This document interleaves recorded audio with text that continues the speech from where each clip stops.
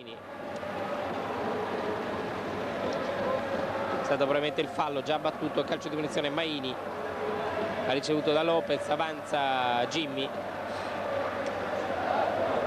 Ambrosetti, esce Galante fermando l'azione vicentina, va poi al lancio, l'ultimo a toccare probabilmente è stato lo stesso Galante, l'arbitro assegna l'Inter che avanza.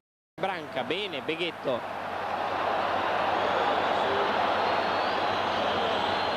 scambia con Dignazio, ancora Beghetto, Dignazio,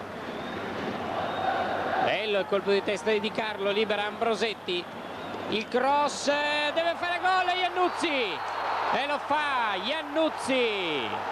Iannuzzi, gol,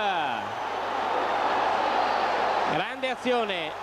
Devo dire che quantomeno Guidolin su una cosa vede bene, impiegato 2 volte Iannuzzi dall'inizio in questo campionato a Perugia e Iannuzzi segnò il gol del vantaggio vicentino, e qui a San Siro e Iannuzzi ha segnato per ora il vantaggio vicentino.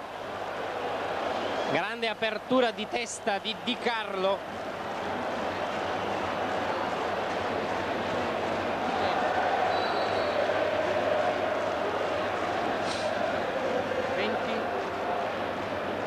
Ventiduesimo, Vicenza in vantaggio, secondo gol in campionato per Alessandro Iannuzzi.